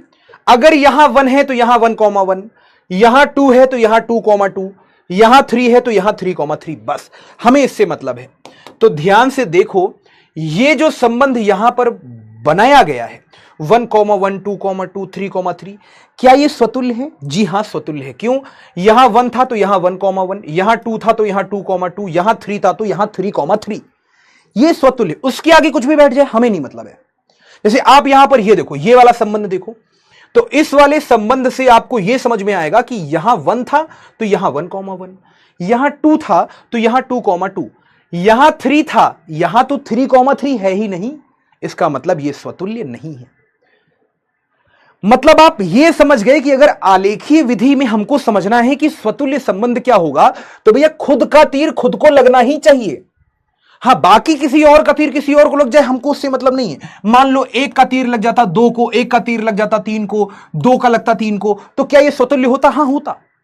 बेसिक कंडीशन क्या है? हमें कम से कम क्या चेक करना है? कम से कम आलेखीय विधि में हमको यह चेक करना है कि भैया खुद का तीर खुद को लगे। उसके बाद किसी और का तीर किसी और को लग जाए हमसे मतलब नहीं है। खुद का तीर खुद को लगना चाहिए। यह बारी होती है, यह बात होती है स्वतुल्य की।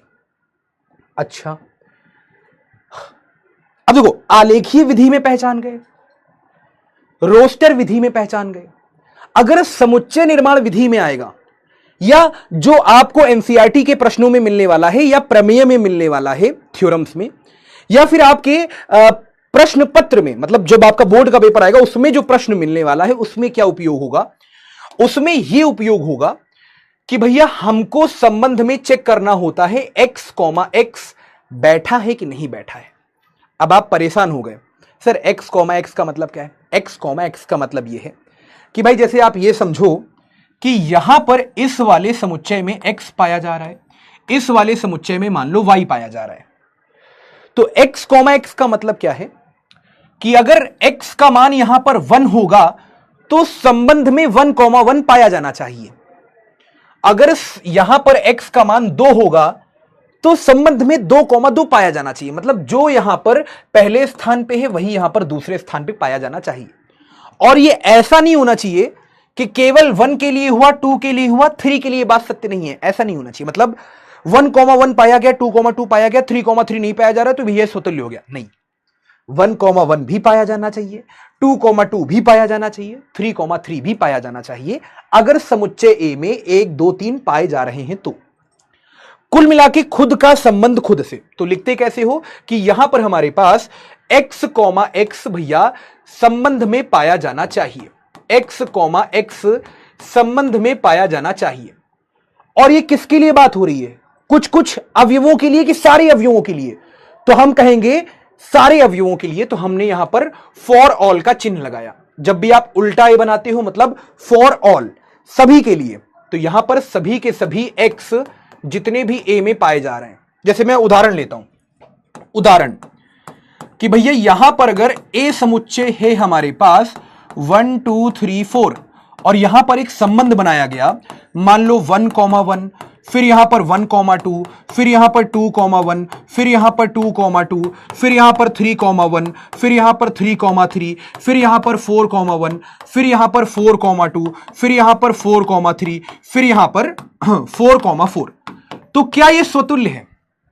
क्या यह स्वतुल्य है? तो आप सबसे पहले क्या चेक करोगे कि भैया यहां 1 बैठा है समुच्चय में। अगर संबंध ए समुच्चय से ए समुच्चय में जा रहा है तो आप यही तो देखोगे भैया खुद से संबंध होना जरूरी है। तो अगर इस समुच्चय में 1 बैठा है तो यहां पर 1,1 होना चाहिए, जो कि है। अच्छा, यहां पर 2 बैठा है तो यहां पर 2,2 भी होना चाहिए, है। यहां 3 बैठा है तो यहां 3,3 भी होना चाहिए, जो कि है। यहां 4 बैठा है तो यहां पर 4,4 होना चाहिए, जो कि है। इसका मतलब यह संबंध स्वतुल्य है। तो सर सम्मित कब होगा, संक्रमक कब होगा? अबे चपड़गंजू, अभी केवल स्वतुल्य की बात कर रहा हूं। स्वतुल्य समझो, इन चारों में से कोई अगर एक भी गायब हो जाता तब यह स्वतुल्य ना बन पाता। लेकिन सारे के सारे उपस्थित हैं, 1,1, 2,2, 3,3, 4,4, भैया ये स्वतुल्य है, काम खत्म। बस इतना ही चेक करना है, काम खत्म। जैसे जैसे उदाहरण आएंगे वैसे वैसे मैं आपको और समझाता जाऊंगा और क्लियरेंस आएगी हमको, क्या होता है स्वतुल्य, क्या होता है सममित, क्या होता है संक्रामक, ये सब धीरे धीरे आपको समझ में आ जाएगा। परेशान नहीं होना। कल हम लोग, जैसे आज तो हम लोग थ्योरी पढ़ रहे हैं, कल हम लोग एनसीईआरटी के सारे उदाहरण, प्रश्नावली सब करेंगे, डोंट वरी, ठीक है। तो भैया हमें समझ में आ गया कि क्या होता है स्वतुल्य। स्वतुल्य क्लियर है सर सम्मित भी समझा दो। बिल्कुल समझाऊंगा। सम्मित क्या होता है? सम्मित मुझे ऐसा लगता है कि सबसे इजी है। स्वतुल्य को समझना थोड़ा सा कठिन था, संक्रमक को समझना थोड़ा सा और कठिन होगा, लेकिन सबसे इजी क्या है? सम्मित को समझना। सम्मित को समझना सबसे इजी है। अब ये क्या कहता है? सम्मित क्या कहता है? सम्मित ये कहता है कि भैया अगर मान लो जैसे रिलेशन था हमारे पास 1,2 और 2,1, तो ये क्या है हमारे पास? सम्मित। सर ये सम्मित कैसे है? मैं समझाता हूं, सुनो। सर ये सम्मित कैसे है? तो ये सम्मित इस प्रकार से है कि इसमें 1,2 पाया जा रहा था। अब ये सोचो 1,2 अगर संबंध में पाया जा रहा था तो 1,2 का उल्टा सोचो, उल्टा। तो यार 1,2 का उल्टा होता है 2,1। 1,2 का उल्टा होता है 2,1। अब ध्यान से देखो, ये पाया जा रहा था, ये पाया जा रहा था। अब देखो मेरी भाषा पे ध्यान देना।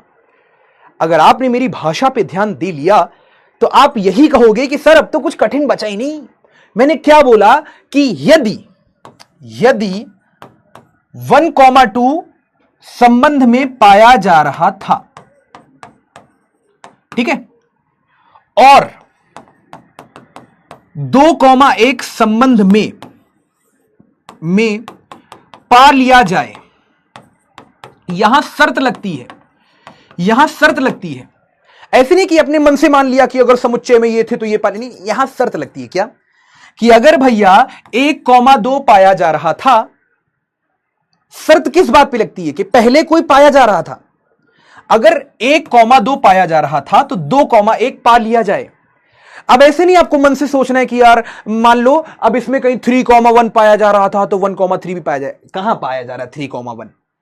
हमने सबसे पहले वाले को पकड़ा कि भैया 1,2 पाया जा रहा था, तो 2,1 अगर पा लिया जाए जो कि पाया जा रहा है, इस वजह से यह सम्मित है। स्वतुल्य में ऐसा नहीं होता था। स्वतुल्य में हम समुच्चय को देख के चलते थे कि भैया समुच्चय में 1, 2, 3, 4 उपस्थित हैं, तो संबंध में 1,1, 2,2, 3,3, 4,4 होने ही चाहिए जिससे वो स्वतुल्य बन पाए। सम्मित में लगती है शर्त कि भैया अगर ये पाया जा रहा था तो अगर ये पा लिया गया तो सम्मित। सबसे आसान, जैसे मैं आपको समझाता हूं, यहां उदाहरण ले लो। जैसे 1, 2, 3 हमारे पास समुच्चय ए था, एक संबंध पाया गया कि 1,1, फिर 1,2, 2,1, 3,2, 2,3। सबसे पहले हमने पकड़ा 1,1 को।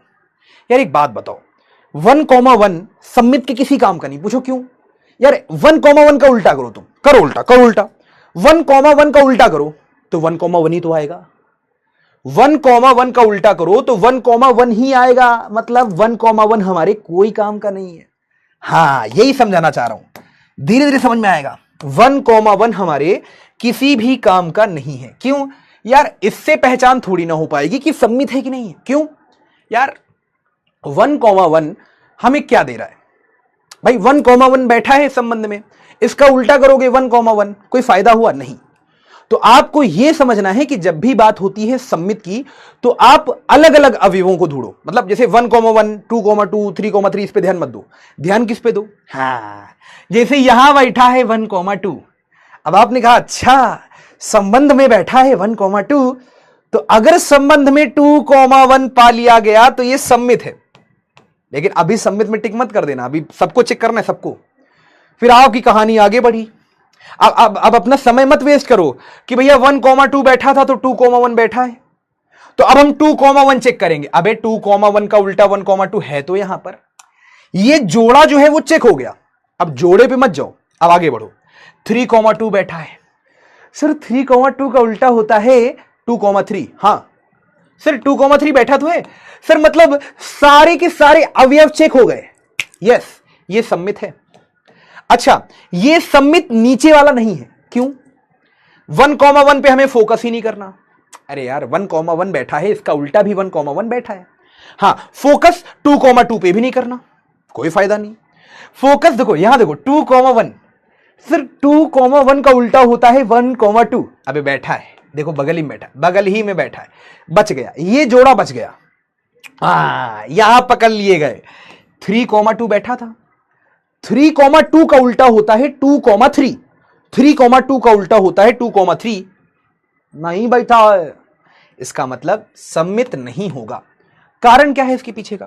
कारण यह है कि 3,2 तो बैठा हुआ था, लेकिन 2,3 संबंध में नहीं बैठा है।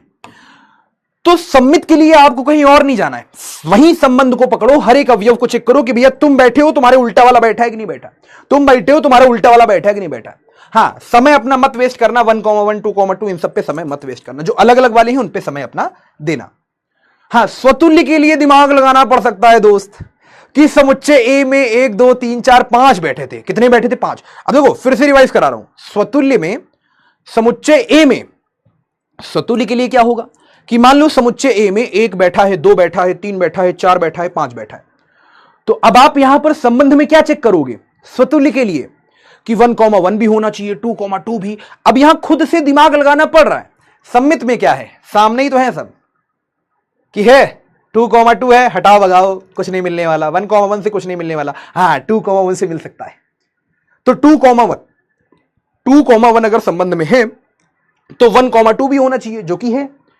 3,2 संबंध में है तो 2,3 भी होना चाहिए था, लेकिन नहीं है, इसका मतलब ये सम्मित नहीं है। ऊपर वाला सम्मित है, नीचे वाला सम्मित नहीं है। बात समझ में आ गई? आलेखी विधि में भी आप समझ सकते हो कि जैसे 1 अगर 2 को 3 मार रहा है तो 2 1 को मारे वगैरह वगैरह, लेकिन हम उसमें नहीं जाएंगे, हम इसी में रहेंगे। तो आपको समझना क्या है?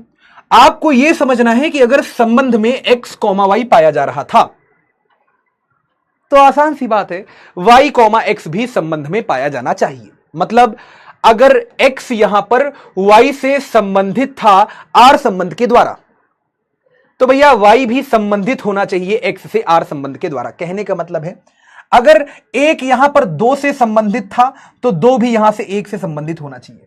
1,2 पाया जा रहा था, 2,1, काम खत्म, स्वतुल्य हो गया, सम्मित हो गया। आए हाय हाय सर, बात आती है भैया अब यहां पर संक्रमक की। संक्रमक भी आसान है लेकिन थोड़ा सा कठिन है। थोड़ा सा कठिन क्यों है सर? इसके पीछे का राज क्या है? तो राज यह है कि यहां पर थोड़ा सा दिमाग लगाना पड़ता है। थोड़ा सा दिमाग क्या? अब जैसे मैं आपसे कहूं कि एक हमारे पास संबंध है, मान लो 1,2, फिर यहां पर 2,3 और फिर यहां पर 1,3।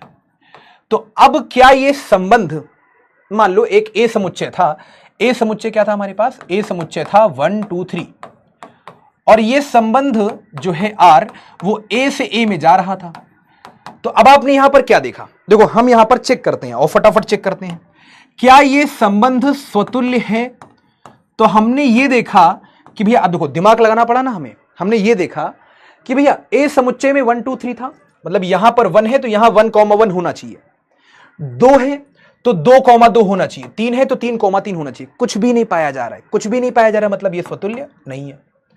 आप समझ रहे हो? मान लो कि जैसे यहां पर 1,1 2,2 पाया जा रहा होता, 3,3 ना पाया जा रहा होता, तब भी स्वतुल्य ना होता। स्वतुल्य नहीं है। सम्मित के लिए क्या करो? सम्मित के लिए कहीं मत जाओ, संबंध को ही पकड़ो। 1,2 बैठा था तो 2,1 होना चाहिए सम्मित के लिए, 2,1 नहीं है, मतलब ये सम्मित नहीं है। सर संक्रमक के लिए क्या करना पड़ेगा? सर संक्रमक की बातें नहीं समझ में आती, तो इसमें थोड़ा सा दिमाग लगाना पड़ेगा। आप कोई 2 अवयव ऐसे पकड़ो, एक जिस पे खत्म हो रहा हो, 2 उसी पे शुरू हो रहा हो। मैं बताता हूं कैसे। जैसे आपने यहां पर क्या पकड़ा?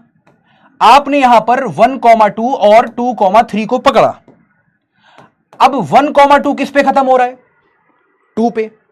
और 2,3 किस पे शुरू हो रहा है? 2 पे। एक जिस पे खत्म हो रहा है, दूसरा उसी पे शुरू हो रहा है। इसका मतलब ये दोनों हमारे लिए परफेक्ट एग्जाम्पल हैं संक्रमक के लिए। एक जिस पे खत्म हो रहा है, दूसरा उसी पे शुरू हो रहा है, मतलब हमें इन्हीं दोनों को पकड़ना था। अब दोनों को भगा दो तो बचा क्या? यहां बचा 1, यहां बचा 3। तो अब आपको यह समझना है कि अगर संबंध में ये दोनों पाए जा रहे थे, अब यहां भी शर्त लगती है कि अगर 1,2 2,3 संबंध में पाए जा रहे हैं तो संबंध में 1,3 भी पाया जाना चाहिए जो पाया जा रहा है, मतलब यह संक्रमक है। आप समझे मैं क्या कहना चाह रहा हूं?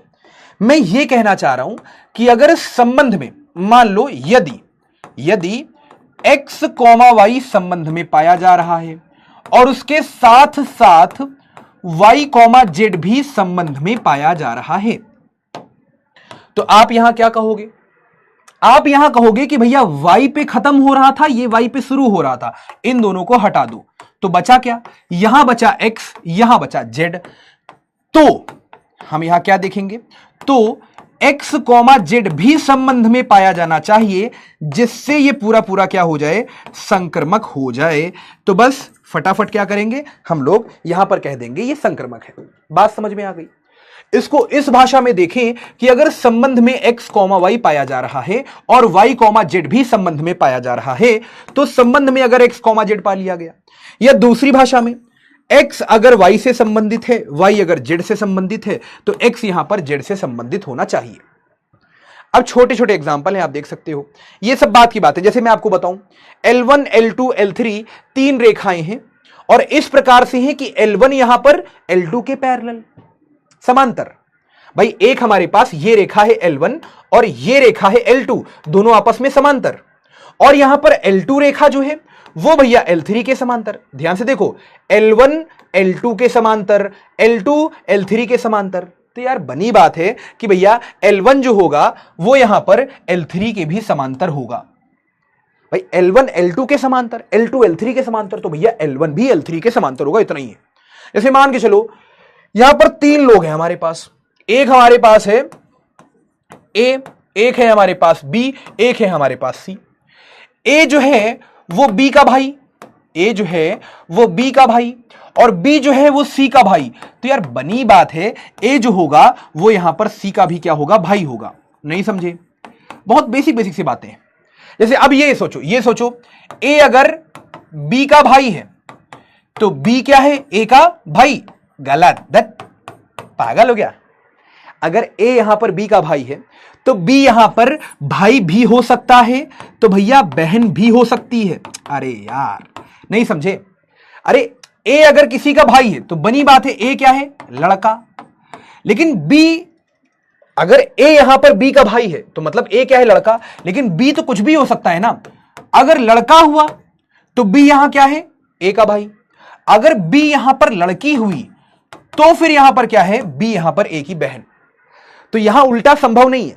A अगर B का भाई है तो क्या B भी A का भाई होगा? नहीं, निर्भर करता है कि वो लड़का है कि लड़की। लेकिन यहां बिल्कुल बात सही है। क्या? A यहां पर B का भाई, B यहां पर C का भाई, तो बनी बात है A भी क्या होगा? C का भाई होगा। तो ये संक्रमक के लिए कुछ उदाहरण थे जो मैं आपको यहां पर करवा रहा था। अच्छा, अब बारी आती है भैया तत्समक की। तो तत्समक संबंध क्या होता है? तत्समक संबंध बहुत प्यारा सा संबंध है। इसको हम I से लिखते हैं। किससे लिखते हैं? I से। अब यहां पर मान लो कि एक हमारे पास A समुच्चय था, A समुच्चय पे हम तत्समक संबंध लिख रहे हैं। तो तत्समक संबंध क्या होगा? माना कि यहां पर A समुच्चय है हमारे पास 1 2 3। बात समझ में आ गई? तो अब आपको यह समझना है कि ये हमारे पास A समुच्चय, वैसे ही ये भी हमारे पास A समुच्चय। अब ये तत्समक कब बनेगा? देखो यहां बैठा है 1, यहां बैठा है 2, यहां बैठा है 3, यहां बैठा है 1, यहां बैठा है 2, यहां बैठा है 3। तो यहां पर जब केवल खुद का तीर खुद को लगेगा तब ये तत्समक बनेगा। जब एक केवल एक को तीर मारे, दो केवल दो को तीर मारे, तीन केवल तीन को तीर मारे, x जब y के बराबर हो जाए, तब ये क्या है? तत्समक संबंध। जैसे मैं आपको समझाता हूं, r था यहां पर 1,1, फिर था 2,2, फिर था 3,3। तो मैंने आपसे कहा था कि जब मैं स्वतुल्य पढ़ा दूंगा तब मैं आपको तत्समक पढ़ाऊंगा। अब एक बात बताओ, क्या ये स्वतुल्य है? तो आप कहोगे कि सर ये स्वतुल्य तो है लेकिन ये तत्समक भी है। क्यों? क्योंकि खुद का तीर खुद को लग रहा है, केवल खुद का तीर खुद को लग रहा है। अच्छा, जैसे मान लो मैं एक संबंध यहां पर मान लेता हूं कि 1,1, फिर 2,2, फिर यहां पर 3,3 और यहां पर 1,2। अब बताओ ये संबंध स्वतुल्य है? तो आप कहोगे सर स्वतुल्य तो है, स्वतुल्य में क्या दिक्कत थी? स्वतुल्य तो है, लेकिन सर अब यहां पर यह तत्समक नहीं होगा। पूछो क्यों? यह तत्समक क्यों नहीं होगा? क्योंकि यहां पर एक ने अब ना खुद दो को तीर मार दिया। एक ने खुद को तो तीर मारा ही था, एक ने दो को भी तीर मार दिया। यही गलती कर दी इसने, जो इसको स्वतुल्य तो बनाए रख रही है लेकिन तत्समक नहीं है। तो इस वजह से भैया ये हमारे पास स्वतुल्य है लेकिन तत्समक नहीं। तो तत्समक का मतलब होता है भैया खुद का तीर केवल खुद को। स्वतुल्य क्या कहता है? स्वतुल्य कहता है भैया खुद का तीर खुद को तो लगना ही चाहिए, साथ में किसी और को भी मार दो तो कोई दिक्कत नहीं। तो स्वतुल्य और तत्समक हल्का सा डिफरेंस है बस। स्वतुल्य क्या कहता है? स्वतुल्य कहता है खुद का तीर खुद को लगना चाहिए, किसी और को भी मार दो तो बात अलग है। प्रायोरिटी क्या है, प्राथमिकता क्या है? खुद का तीर खुद को लगे। तत्समक कहता है कि भैया खुद का तीर खुद को तो लगना ही चाहिए, किसी और को नहीं लगना चाहिए। तो ये थोड़ा सा डिफरेंस है, अंतर है स्वतुल्य और तत्समक में। बात समझ में आ गई?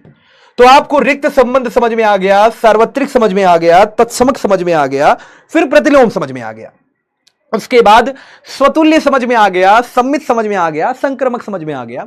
तो अब यहां पर यह समझो कि भैया तुल्यता संबंध क्या होता है। तुल्यता संबंध का मतलब है कोई ऐसा संबंध जो भैया स्वतुल्य भी हो जाए, सम्मित भी हो जाए, संक्रमक भी हो जाए। जब कोई संबंध तीनों हो जाता है, स्वतुल्य, सम्मित, संक्रमक। स्वतुल्य का मतलब है कि x, x संबंध में पाया जाना चाहिए। सम्मित का मतलब है अगर x, y पाया जा रहा है तो y, x भी पाया जाना चाहिए। संक्रमक का मतलब है कि अगर x, y पाया जा रहा है, y, z पाया जा रहा है तो x, z भी पाया जाना चाहिए। तो अगर कोई संबंध स्वतुल्य हो गया, सम्मित हो गया, संक्रमक हो गया तो वो ऑटोमेटिक क्या हो जाएगा भैया? तुल्यता संबंध हो जाएगा।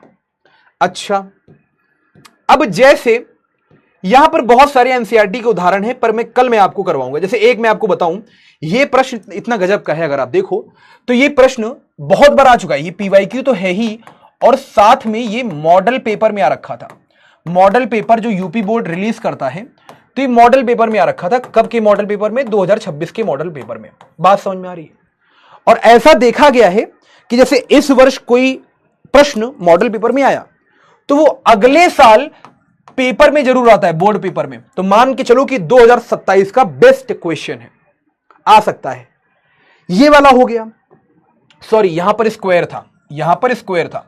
तो स्क्वायर वाला क्वेश्चन कौन सा है? स्क्वायर वाला क्वेश्चन कौन सा है? ये वाला। हाँ, ये वाला, सॉरी ये वाला था। ये 2027 का संभावित प्रश्न है। अभी भी करा सकता हूं, लेकिन अभी आपने ताजा ताजा पढ़ा है तो कल हम लोग यही सारे सवाल डिस्कस करेंगे। कल पूरा यही चलेगा हमारा। अभी आपने ताजा ताजा पढ़ा है ना। जैसे एक सवाल मैं दे देता हूं, है ना। चलो, एक सवाल जैसे ये भाई साहब, ये भाई साहब 19, 22, 23, 24 भैया 25 में भी आया था भैया, 26 में भी आया था और 27 में भी आएगा। ये सेट सीजेड में आया था और यहां पर आप देखोगे तो सीएक्स में भी आया था और उसके अलावा और भी सेट में आया था। अच्छा सवाल है, एनसीईआरटी का है। सबसे मेन बात, ये एनसीईआरटी का सवाल है, ठीक है। तो ऐसे प्रश्न आपको दिखते रहेंगे। जैसे ये देखो आप, ये प्रमेय है हमारे पास कि अगर किसी समुच्चय ए पर दो संबंध हैं, एक आर एक एस, दोनों तुल्यता संबंध में हैं, तो सिद्ध करो कि आर और एस का सर्वनिष्ठ एक तुल्यता संबंध है। 19, 20, 22, 23, 24, 25, 26 और अब यहां पर गारंटी है कि भैया 27 में भी आएगा। ये सब कल करेंगे आराम से, अभी कोई जल्दीबाजी नहीं है। अभी मैं कहां भागा जा रहा हूं? जैसे ये देखो, ये हमारे पास मॉडल पेपर में आया था प्रश्न। मॉडल पेपर कब? 26 का, 2026 में आया था, है ना। अगर 2026 में आया था तो भैया 27 में भी आ सकता है। तो ये क्या है? ये एनसीईआरटी के प्रश्न है। 23 में आया था मॉडल पेपर वगैरह वगैरह, एनसीईआरटी के प्रश्न है। बात समझ में आ गई? आप जैसे ये देखो, आप ये मुझे बताओ इसका आंसर क्या होने वाला है। तो सबसे पहले यार थोड़ा सा मुझे रिएक्शन दे दो कि हाँ भाई सब कुछ सही है। यस सर, यस सर, सांस आ गई। बहुत सारे बच्चों को ये होता ना कि चैट बंद कर दो। लास्ट ईयर यही होता था, आपके जो सीनियर लोग थे, तो मैं चैट बंद कर देता था तो वो कहते थे कि सर सांस नहीं आ रही, सांस नहीं आ रही। जैसे मैं चैट खोलता था कहते थे हाँ सांस आ गई, सांस आ गई।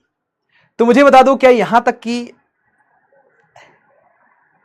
सर सभी शांत बैठे थे क्योंकि मैथ्स में गाइडर भैया हमारे पास ड्राइवर बन गए थे। अरे सांस आ गई, सांस आ गई, चैट खोल दिया, सांस आ गई है।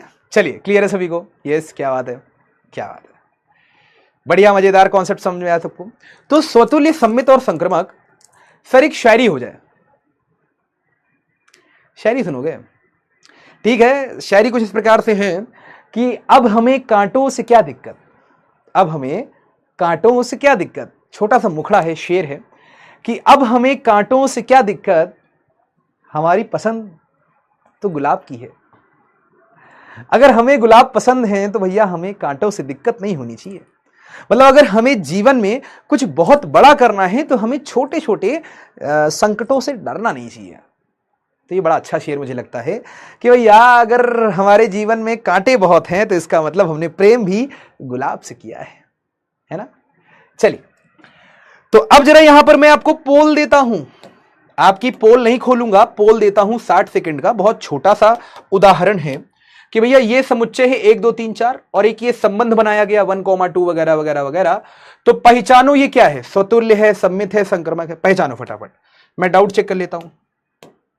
हाँ भैया, सर जेड आर एक्स भी तो हो सकता है ना? नहीं पवन जी, नहीं।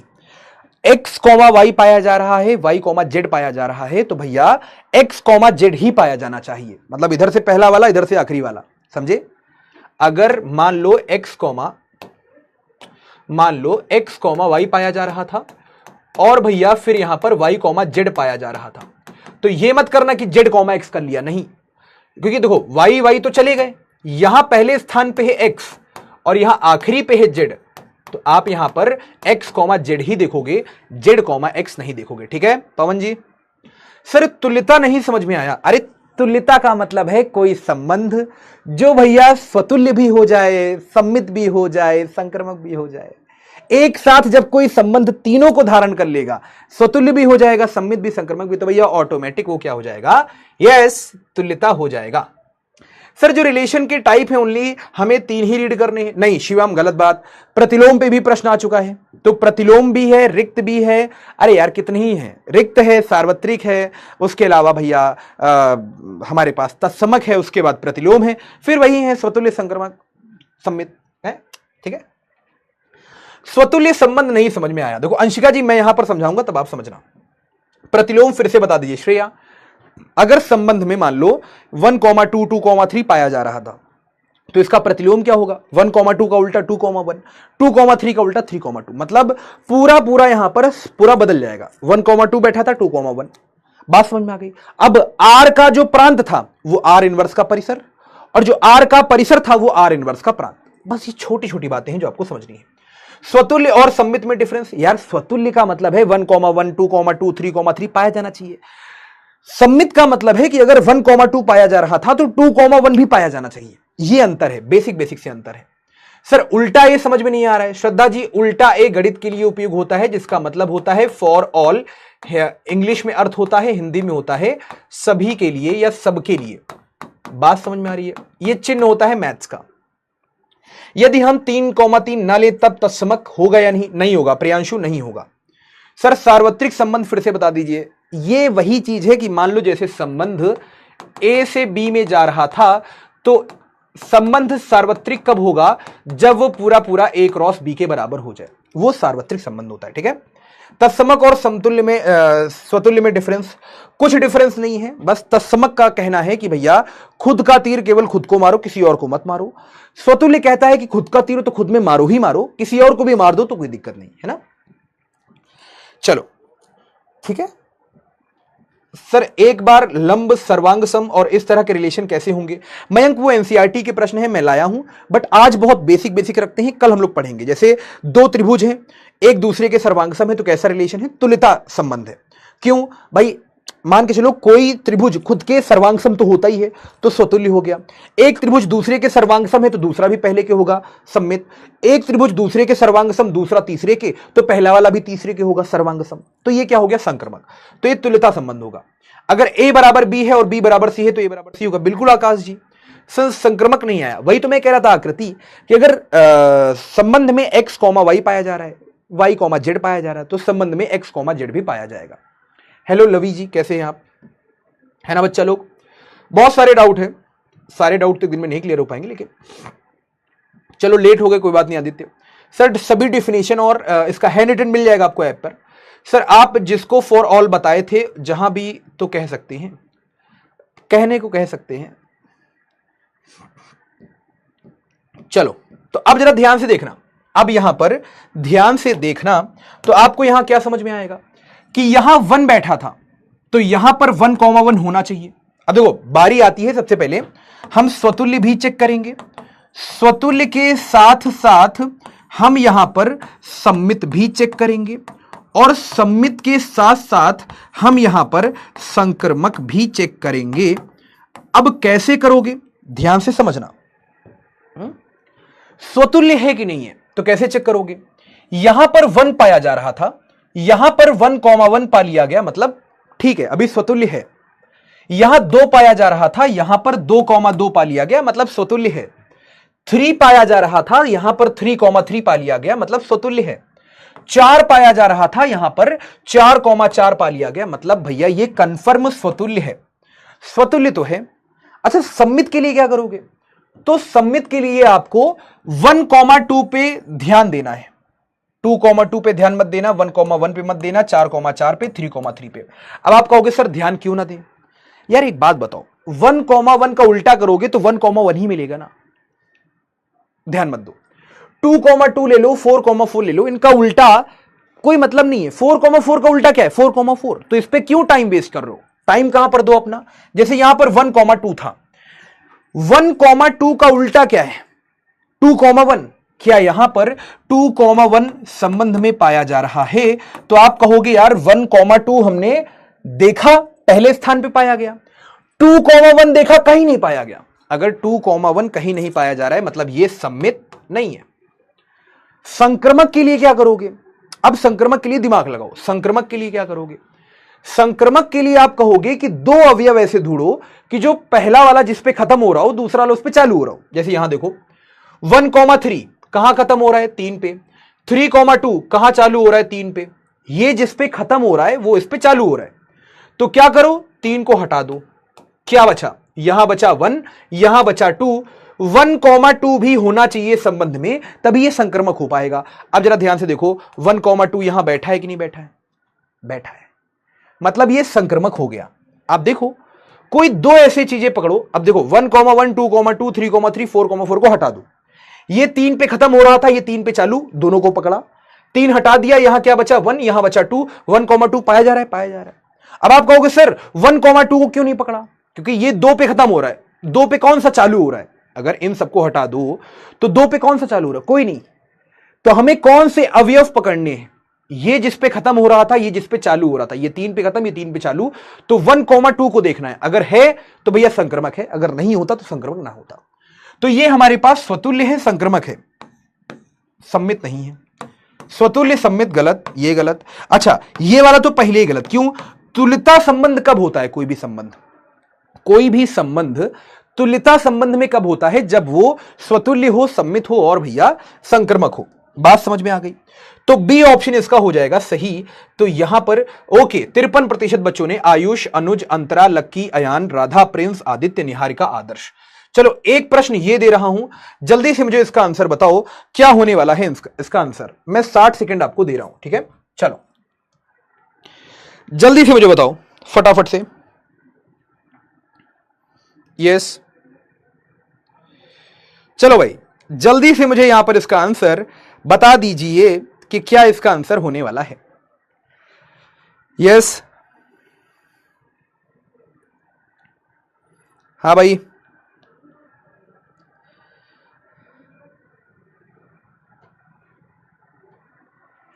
तो देखो ये सवाल मैं पहले करवा चुका था, बी अगर 6 से बड़ा है तो बी कभी भी भैया 4 नहीं हो सकता। अब बी क्या होगा, या तो 8 होगा या तो 7 होगा। तो हमने सबसे पहले बी को 8 रखा, तो बी को जैसे ही 8 यहां पर रखोगे तो ए क्या हो जाएगा 8 माइनस का 2 यानी ए हो जाएगा 6। अब सोचो ए हो चुका है 6 तो बी क्या है 8, तो संबंध में क्या पाया जाएगा 6,8, मतलब ये सही है, ये सारे गलत है। तो तीसरा वाला सही है। बात समझ में आ गई, तीसरा वाला हमारे पास सही है। हाँ भैया चलें आगे। तो ये हमारे क्लास का आज का आखिरी सवाल था। मैं क्लास बहुत लंबी नहीं घसीटना चाहता, बट मैं कुछ सवाल ये छोड़ जाता हूं, आप इसको देखिएगा, निहारिएगा। कल हम लोग मिलेंगे तो कल हम लोग अच्छे अच्छे प्रश्नों को करेंगे। आपको परेशान होने की बिल्कुल भी आवश्यकता नहीं है। क्या बोलते हो मित्र? देखो पिछली बार क्या हुआ ना, क्लास बहुत ज्यादा होने लगी तो बच्चे फिर वो परेशान होते थे कि सर इतनी लंबी क्लास मत लिया करिए वगैरह वगैरह। चलो, कितने बच्चों ने किया है? 47% बच्चों ने। राधा, यश, अनन्या, रघुवीर, कुमकुम, महेंद्र, प्रिया, राज, आशु, मिशबा, उल हक। चलो बढ़िया। ये किसका सवाल है? ये हमारे पास एनसीईआरटी एग्जाम्पलर का सवाल है। एक जरा ये सवाल कर लेते हैं, फिर चलते हैं अपने घर की ओर। या इसका सवाल आप ले लो, ये होमवर्क है हमारे पास, ठीक है? ये हमारे पास होमवर्क है, एनसीईआरटी एग्जाम्पलर का सवाल है, करना आप लोग, ठीक है? कल ये सवाल करवाऊंगा आते आते। तो आज के लिए फिर इतना ही करते हैं दोस्तों। तो समरी में आपको दे देता हूं। समरी में हमने सबसे पहले भैया संबंधों के प्रकार पढ़े। प्रकार में हम लोगों ने क्या क्या पढ़ा भैया? सबसे पहले रिक्त संबंध, जिसमें कोई भी हमारे पास अवयव ना हो। फिर हम लोगों ने पढ़ा सार्वत्रिक संबंध, जिसमें सारे के सारे हमारे पास अवयव हों। जैसे आर था, मान लो ए से बी में जा रहा था, तो अगर आर मान लो ए क्रॉस बी के बराबर हो गया, तब ये आर क्या कहलाएगा? तब ये संबंध सार्वत्रिक कहलाएगा। फिर हम लोगों ने पढ़ा तत्समक। आप समझ गए होंगे, तत्समक का मतलब है कि जैसे ए हमारे पास था 1 2 3, तो खुद का संबंध केवल खुद से, तब यहां पर 1 1 2 2 और 3 3, ये क्या होगा? तत्समक। मान लो 1 2 जोड़ दो तो ये क्या हो जाएगा हमारे पास भैया? तब तत्समक नहीं होगा, स्वतुल्य जरूर होगा। तो तत्समक बताया। फिर मैंने आपको प्रतिलोम बताया। प्रतिलोम में मैंने आपको क्या बताया कि भैया अगर यहां पर हमारे पास एक संबंध है 1 2 और यहां पर मान लो 2 3, तो प्रतिलोम क्या होगा? Are inverse. कुछ मत करो, पलट दो। 1 2 का उल्टा 2 1, 2 3 का उल्टा 3 2, है ना? तो ये मैंने आपको बताया, जो प्रांत है आर का वो क्या बन जाएगा? वो बन जाएगा परिसर आर इनवर्स का। और फिर मैंने आपको यह बताया कि जो परिसर है आर का वो क्या बन जाएगा? वो बन जाएगा भैया प्रांत आर इनवर्स का। बात समझ में आ रही है? ये बेसिक बेसिक सी बातें मैंने आपको बताई। फिर मैंने आपको यह समझाया कि भैया यहां पर स्वतुल्य क्या होता है। तो स्वतुल्य का मतलब यह है कि भैया x, x संबंध में पाया जाना चाहिए जिससे स्वतुल्य हो पाए। फिर यहां पर सम्मित का मतलब क्या है? सम्मित का मतलब यह है कि यदि संबंध में x, y पाया जा रहा था तो भैया y, x भी पा लिया जाए जिससे कि यह हमारे पास सम्मित हो पाए। संक्रमक मैंने आपको समझाया। संक्रमक का मतलब कि अगर यहां पर हमारे पास x, y संबंध में पाया जा रहा था, यदि, है ना, और यहां पर y, z भी संबंध में पाया जा रहा था, तो भैया x, z यहां पर संबंध में पा लिया जाए जिससे यह सम्मित हो जाए। फिर तुल्यता संबंध मैंने आपको समझाया, ऐसा संबंध जो भैया स्वतुल्य भी हो जाए, जो यहां पर सम्मित भी हो जाए, और भैया फिर यहां पर जो हमारे पास भैया संक्रमक भी हो जाए। बात समझ में आ रही है? तो ये बेसिक बेसिक सी बातें मैंने आपको बताई, कुछ इंपॉर्टेंट क्वेश्चंस भी कराए। तो आज के लिए बस इतना ही। होमवर्क मैं आपको दे देता हूं, उससे पहले एक वोट टाइप का क्वेश्चन है, यस और नो फटाफट से कर दो। आज की क्लास अगर अच्छी लगी है तो बेझिझक होकर यस कर दो। खराब लगी है आपको कुछ भी, अगर आपको लगा है कि नहीं सर ने ये गलत कर दिया, ये आप नो कर दो बेझिझक। मैं आपसे ईमानदारी वाला रिस्पांस चाहता हूं जिससे मैं खुद के ऊपर सुधार कर पाऊं आपके अकॉर्डिंग।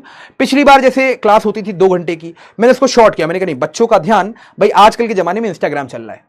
अब इंस्टाग्राम में क्या है कि भाई 30 सेकंड का हमारा बचा हुआ है रिटेंशन टाइम। अब 1.5 घंटे की क्लास में कैसे बच्चे का मन लगेगा 2 घंटे क्लास में? तो मैं इसको शॉर्ट करता जा रहा हूं और धीरे धीरे धीरे धीरे 1 घंटे 5 मिनट 10 मिनट, समय अपने पास बहुत है, परेशान मत हो, पढ़ाऊंगा पूरा। तो होमवर्क ये है कि प्लीज डीपीपी कर लेना यार, है ना, डीपीपी कर लेना। 10 प्रश्न आपको मिलेंगे, ठीक है? हाँ, और प्लीज अगर किसी ने यार लेक्चर 1 नहीं देखा है और लेक्चर 2 नहीं देखा है तो प्लीज यार रिवाइज कर लेना उसको। प्लीज नहीं देखा है तो देखना, और देखा है तो रिवाइज कर लेना, ठीक है? नो बैकलॉग, बैकलॉग नहीं बनने देना है अभी से। और प्लीज आप लोग एनसीईआरटी ले लो, तो उसके जितने भी एग्जाम्पल हैं, क्वेश्चंस हैं, करते रहो और अपने नोट्स को क्रिएट करते रहो, ठीक है? कोई भी इसमें आलस से मत करना यार, नोट्स जरूर बनाते रहो। बाकी हैंड रिटन नोट्स आपको प्रोवाइड कर दिए जाएंगे, ठीक है? चलो भाई, तो आज के लिए तो बस इतना ही रखना था। बाकी हम लोग मिलते हैं कल अपनी धुआंधार क्लास में, धुरंधर क्लास में। बहुत सारे क्वेश्चन लाया था मैं आज बहुत सारे क्वेश्चन लाया था, बट आज सारे नहीं करा सकता क्योंकि टेम ना है। बात समझ में आ गई दोस्त? चलो बढ़िया, शानदार, बेहतरीन, जबरदस्त, जिंदाबाद, शानदार। चलो, तो बस यही कहूंगा कि भी भैया क्या कि राह के पत्थर को चकनाचूर होना चाहिए। ठीक है, बस यही कहूंगा लास्ट में जाते जाते कि भैया राह के पत्थर को चकनाचूर होना चाहिए, वार चाहे एक हो भरपूर होना चाहिए, और इतना ही नहीं वो हार अपनी मान ले वो हमारे सामने मजबूर होना चाहिए। तो 98% लोगों को क्लास बहुत अच्छी लगी है, 1% बच्चे कुछ ऐसे हैं कि सर हमें अच्छा नहीं लगा है। दोस्तों आपसे माफी चाहूंगा, लेकिन कल की क्लास में मैं सुधार करूंगा इस चीज पे। बाकी आप लोग भी अच्छे से पढ़ते रहिए, मुस्कुराते रहिए, स्वस्थ रहिए। So love you, tata bye bye, जय हिंद। लास्ट में यही कहूंगा कि भैया कर्म करो तो फल मिलता है, आज नहीं तो कल मिलता है, और कुआं जितना गहरा हो